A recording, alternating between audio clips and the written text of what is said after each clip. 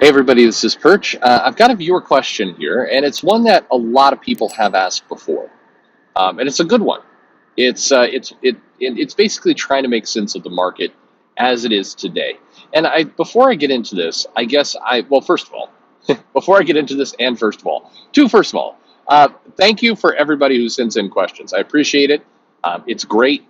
This is what you want to talk about. I've got a lot of things I want to talk about, but in general, as you've noticed, your question just becomes a kind of springboard to a lot of different nonsense for me. So I really appreciate that. It's always fun to answer those things, and I hope it's valuable. The second piece is when it comes to distribution, and more importantly, like how did the direct market get to the way it was? What you have to understand is that there were a lot of wacky missteps and strange decisions and bankruptcies and a lot of nonsense that went into the market as it is today. It evolved to this place. It was never planned to be this direction, and I mean only a absolute raving lunatic would have created the comic market as it is right now. So none of this was intentional, I guess is the point. It was all a series of unfortunate events that, that brought us to where we are today. Many of the decisions were either seemed like good decisions at the time or were good decisions at the time, but then got cut off at the knees by events that happened, or they were bad decisions, but there weren't other options. And that's another piece that falls into all of this. So let's get to this question. The question goes, "Hey Perch, hope you're well. Why did the big two go all the way in on the direct market? Why not split their market into direct and newsstands and magazine stands? Would that have been a debilitating marketing decision?" I ask because music labels sell to both music shops, rest in peace. Yeah, I saw a Phi. You know that store, FYE? There's a Phi store here in Texas, and I'm like, wow, I didn't even know that store still existed. And then you go in there, and it's like there's no music in there anymore. It's just it was manga stuff and plushies, and it was bizarre seeing that. Anyway, manga's taken over music. Anyway, sorry, music stores and stuff like grocery stores, at least they used to, and CDs were being made. So did games and DVDs. Kind regards. So you're right, and keep in mind, comics did do both for a decent amount of time. It's not like comics stopped with the direct market and just said, all right, or sorry, with the newsstand, the direct market. It's not like they just stopped doing the newsstand all at once. There was several years where you had the direct market and the newsstand working in parallel, and those comics were sold that way. Things were going along, but a bunch of things happened. The direct market, because they were taking a risk on the comic and keeping more of the share, there was still a desire of how do we do more for the comic shop, and I think that was a well-intentioned idea of how do we make sure that channel, which is all in and devoted to comics, gets a little bit more, especially since they're taking more of the financial risk. And so the direct market would get comics faster. And as soon as they started shipping them faster, and comics were booming at the time, so there were lots of comic shops. It wasn't like they were completely obviously the newsstand and grocery stores and gas stations and everything else. Obviously, there was a lot more of those. But if you were a comic fan, if you were into collecting, you could get yourself to a comic shop relatively easily. They were around, and because of that, the idea that you could get the comics faster created a lot of incentive to drive people to comic shops and created a bit of a disincentive for people to go to the newsstand. And at the same time, and this is what I think the publishers didn't really anticipate or didn't fully digest, is that the idea of kind of comics in the grocery store and magazines in general was starting to fade. They weren't selling as well when we get into the late 80s, early 90s. That market just was drying up. Independent of comics, people were going to the grocery store, they were getting groceries, they were leaving. That it just weren't. There wasn't the browsing that would normally happen as it occurred in the earlier 80s, 70s. And simultaneously, gas stations were, quickly going to pay at the pump, so you didn't go into the gas station at all, which proved to be extremely popular on a bunch of different fronts. Popular for customers who didn't want to go in. Popular for the gas stations because they could pay less for clerks to be there, and so all in all, you saw a huge disruption in the market, both in what people consume at the grocery store and what people are willing to do at the gas station. And so those two things happened at a time when comics were booming. You had really superstar artists, you have more attention in media, you have a lot of excitement around these books. And so the excitement and the fact that these books could be obtained earlier by going to a comic shop meant that people just quickly, you know, they went to the direct market. So the business flowed in that direction, even though the newsstand had a far wider, far greater ability for people to go to it. So I go through all that because when people say we got to bring back the newsstand, I do think that comics need to be more places. I think that the distribution is broken being just in comic shops, because what's happened between the early 90s and today is that the price of comics has gone up significantly. There's been more competition for things other than comics in the comic shop. The collector market is down. And what I think a lot of people didn't realize is that the newsstand had one powerful effect where comic books were concerned, and that was bringing in young readers and bringing in casual readers to comics. The direct market and the comic shops worked really well if you knew comics existed and if you were already somewhat hooked.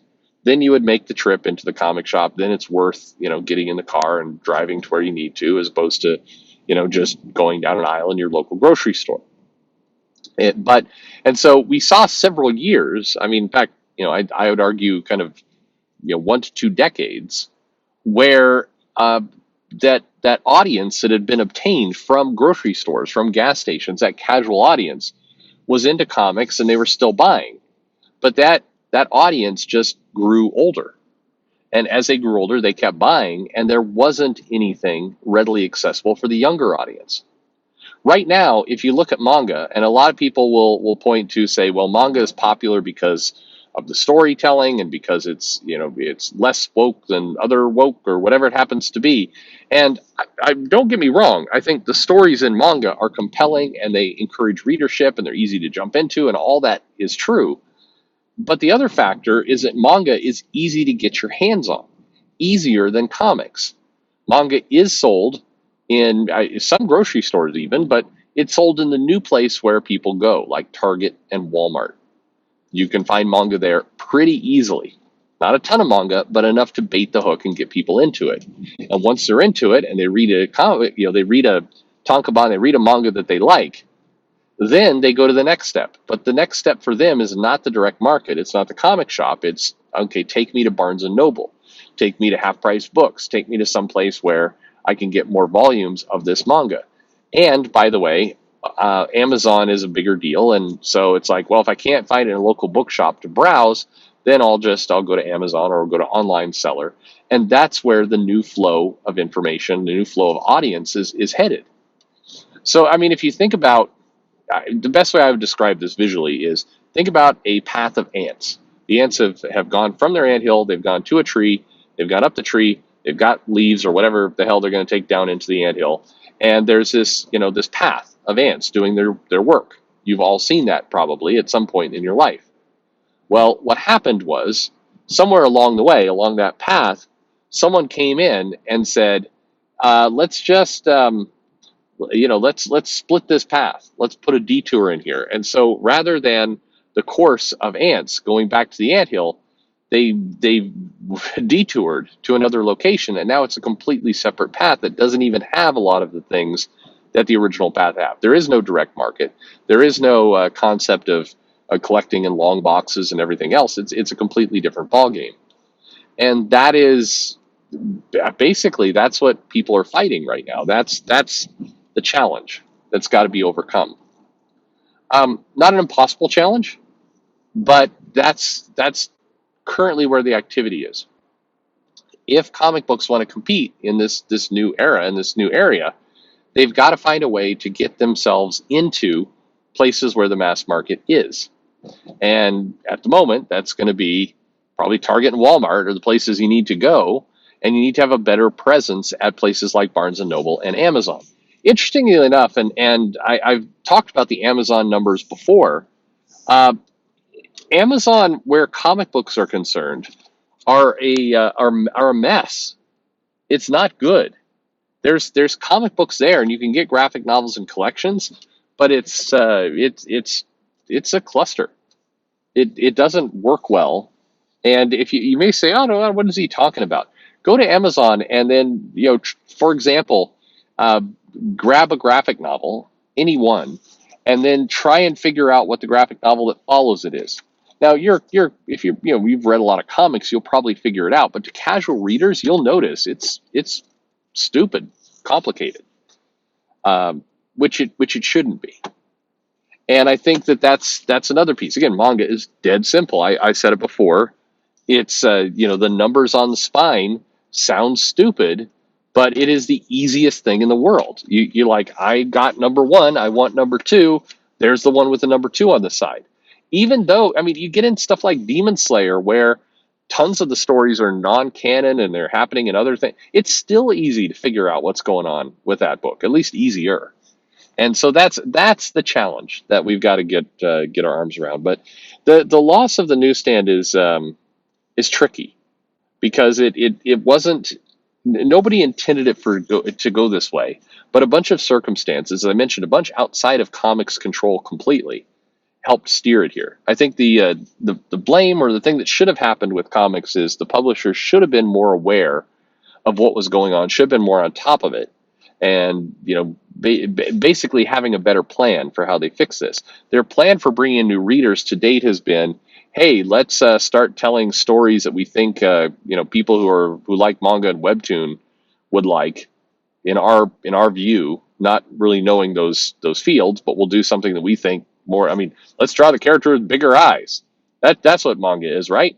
I mean, that's how it comes across. I heard somebody actually say that once. The big two. It's like we're getting the characters with bigger eyes and darker outlines around the characters, so they look more like manga. It's like, wow, okay, not at all. But when they're selling those comics into the same direct market, like, what do you think's going to happen? You're selling it to the same shop that's very specialized, whose core audience is that group that you really curated 25 years ago. Like, you're not, you got to bring new people there. You can't just make a new type of product and sell it there and assume they're all going to show up. They won't. So anyway, there's my answer. Thank you very much for the question. Great question. And if you have a question, throw it my way. But otherwise, thanks for listening.